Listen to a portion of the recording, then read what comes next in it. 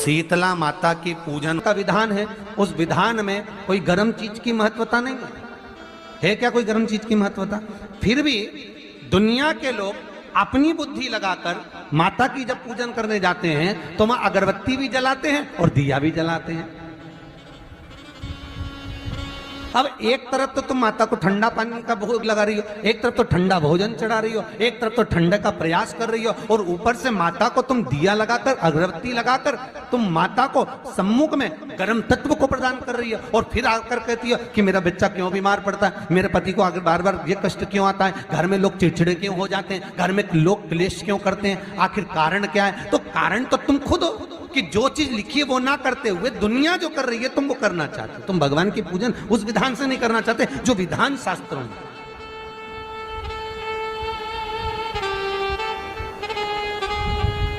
जो शास्त्रार्थ विधान कहता है।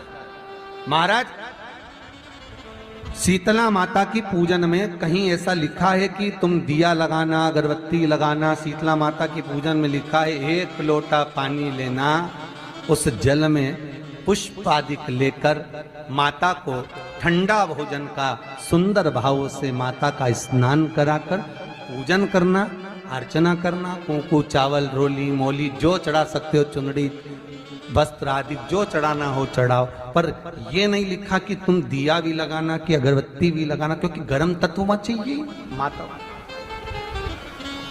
वो शीतल है, शीतला। और अगर तुम दिया लगा भी रहे हो, मान लो दिया अगर तुम लगा भी रहे हो तो उसके सम्मुख ना लगे, उससे दूर, बहुत दूर। शीतला माता की पूजन होती है ठंडे समय में, शीतल समय में। शीतला माता ने ये नहीं किया कि रोटी बना के उठो और थाली लेके लाइन में लग जाओ। तुम देखना, शीतला माता की पूजन करने लोग जाते ना शीतला सप्तमी, शीतला अष्टमी पे, बस 11 बजे तक तो रोटी बनाती रहेगी, सामान बनाती रहेगी, 1-1.5 घंटा में ठंडा हुआ, 12:30 बजे उठ के सीधे लाइन में लग जाएगी, जल्दी से पूजन करके सो जाऊंगी, काम खत्म। शीतला माता ने भी सोच लिया, बस तूने मुझे बेवकूफ बनाया, अब रुक जा तू। 11 बजे तक भोजन बनाया, 10 बजे तक भोजन बनाया, 1 बजे रात को लाइन में लग गई पूजन करने के लिए। 1 बजे रात को न जाने किसने पहला दी कि 1 बजे रात को लग जाओ लाइन में, सुबह तक पूजन करके अपने घर आ जाओ, फिर आराम से आके सो जाओ। अब इतनी जल्दी क्या है भगवान के पूजन की? माँ की पूजन करने जा रहे हो, माता से लाड़ लड़ाने जा रहे हो, अपनी माता से अपने दिल की बात कहने के लिए जा रहे हो, अपने स्नेह की बात कहने के लिए जा रहे हो, तो धीरे धीरे प्रेमवश आनंद से माता की आराधना शीतल समय में, ठंडे समय में। ठंडे समय का मतलब है भीतर से ठंडे होकर, अपने भीतर से ठंडे होकर। अब अपने भीतर तो ठंडा ही है ही नहीं ना, जल्दी जल्दी चलो, और आधी बहुत पतली खुशी है, और चलो कुछ कहिए, और ये कितना बड़ा कपड़ा थाली पे ढाक ढुका के लाइन में खड़ी है शीतला माता। शीतला माता, या हाथ में लोटा या हाथ में थाली, और इतनी देर में पड़ोसन निकल के बाजू में से जा रही थी और लोटा थोड़ा सा ढुल गया। अब यहाँ शीतला माता की पूजन करनी आई और ये हो गई चंद्र घंटा, लोटा जरा सा ही पानी का झलका, देख के नहीं चल सकती।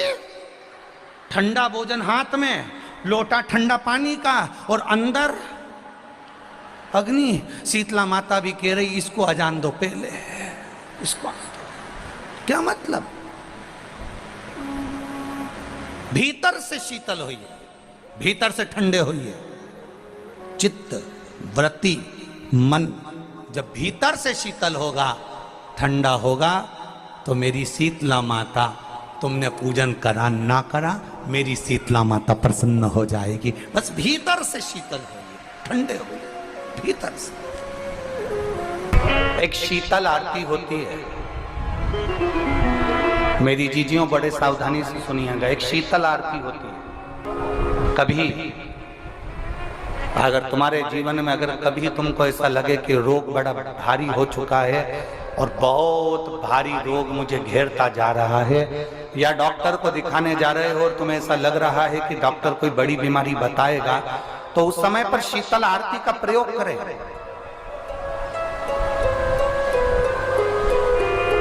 एक पुष्प हाथ की हथेली में रख लीजिए, एक पुष्प हाथ की हथेली में रख लीजिए। और यहां तक शास्त्र कहता है अगर हो सके तो आंकड़े का अगर पुष्प मिल जाए, तुम्हारे यहाँ क्या बोलते हैं उसको, मंदार का फूल, आंकड़े का फूल, अकौए का फूल, जो शंकर भगवान पे चढ़ता है, छोटा सा होता है, घुंघरू जैसा होता है वो, उसको तुम्हारे यहाँ क्या बोलते हैं हरियाणा में? आग का ही पुष्प बोलते हैं। आग का पुष्प मिल जाए तो ज्यादा अच्छा है। अब उसमें चाहे सफेद हो, चाहे नीला हो, चाहे गुलाबी हो, जैसा भी हो, हाथ में रखने के बाद हाथ में एक लोटा जल, भगवान शंकर के शिवालय में जब आप प्रवेश करें और प्रवेश करते समय भगवान के सम्मुख में जब भगवान शंकर के साक्षी में जब पहुंचे, आपके सामने पूजन में कोई भी सामग्री नहीं है, आपके पास में न दिया है, ना बाती है, ना गर्भवती है, ना चंदन है, ना कपूर है, ना कोई सामग्री है, केवल एक आंख का पुष्प और एक लोटा जल आपके पास में है। शिवालय में पहुंचकर शीतल आरती का प्रयोग करो।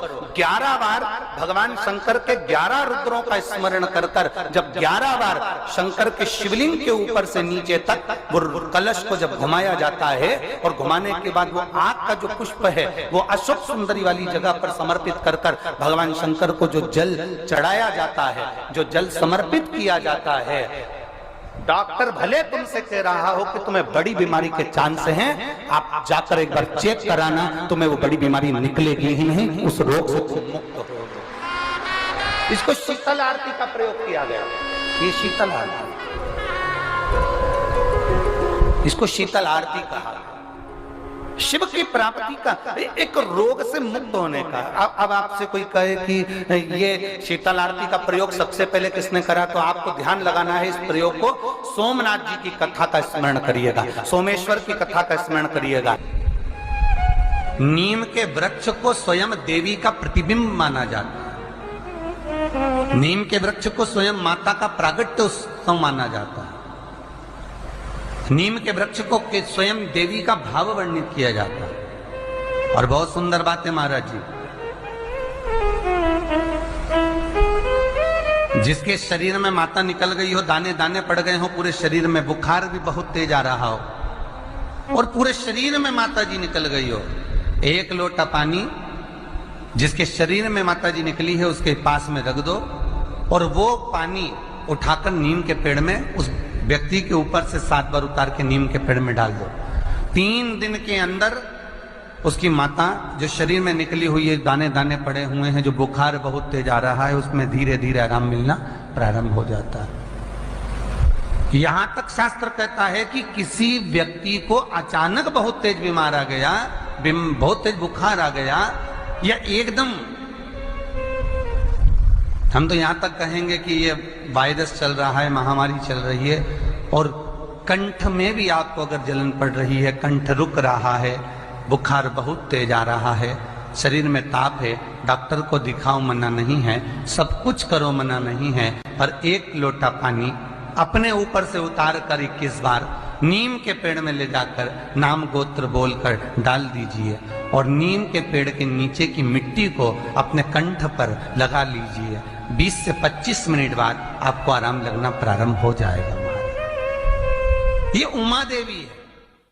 जगह की मिट्टी काया के रोग को ठीक कर देती है महाराज। अगर किसी व्यक्ति को चर्म रोग हो गया, कुष्ठ रोग हो गया, चमड़ी सफेद पड़ गई, रोग समाप्त नहीं हो रहा, बढ़ते जा रहा है, औषधियां आपने बहुत कर ली, तो 3 जगह की मिट्टी आपको फल प्रदान करेगी। पहला, सूर्य कुंड की मिट्टी। स्कंद पुराण सूर्य कुंड कहां पर है, तो कहा दतिया और झांसी के बीच में सूर्य कुंड निवास करता है।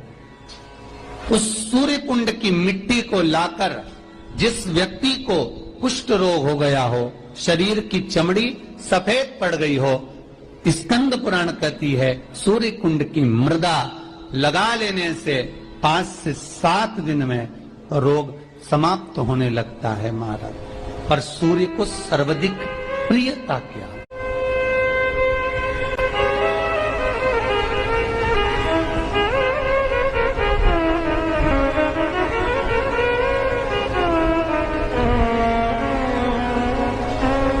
सर्वाधिक प्रियता सूर्य को क्या? क्योंकि सूर्य तपता है, तो उस तपन को मिटाने के लिए सूर्य देवता के शरीर पर गाय का घृत मला जाता। जैसे शनि को तेल लगाया जाता है, सूर्य को घृत मला जाता। इसलिए सूर्य कुंड का एक नियम है कि सूर्य कुंड पर से अगर हम मिट्टी लेकर आते हैं, शरीर पर लगाने के बाद जब शरीर का चर्म रोग समाप्त हो जाए, सफेद चमड़ी अपने वापिस रंग में आ जाए, तब आप जितनी कामना कर कर आते हैं उतना घी उस सूर्य कुंड के पास में डालना पड़ता है। 1 किलो, 2 किलो, आधा किलो, 250 ग्राम, 25 ग्राम, 50 ग्राम, जो आपने कामना करी है उतना चढ़ाना पड़ता। पर वो घी गाय का होना चाहिए, और उस घी का प्रयोग कोई नहीं कर सकता, इसलिए गाय का होना चाहिए। और उस घी का प्रयोग कोई नहीं कर सकता, इसलिए आज भी स्कंद पुराण में तो केवल सूर्य कुंड का वर्णन है, घृत का वर्णन है, पर स्थान आज भी झांसी और दतिया के बीच में जो सूर्य कुंड विराजमान है, आज भी वहां पर कुंड के पास में एक घी का कुआं है जिसमें घी डाला जाता है, पर उस घी का प्रयोग कोई दुनिया का व्यक्ति नहीं कर सकता। जो करता है वो शरीर में फपोले पड़ जाते हैं और बाद में सड़कर मर जाता है।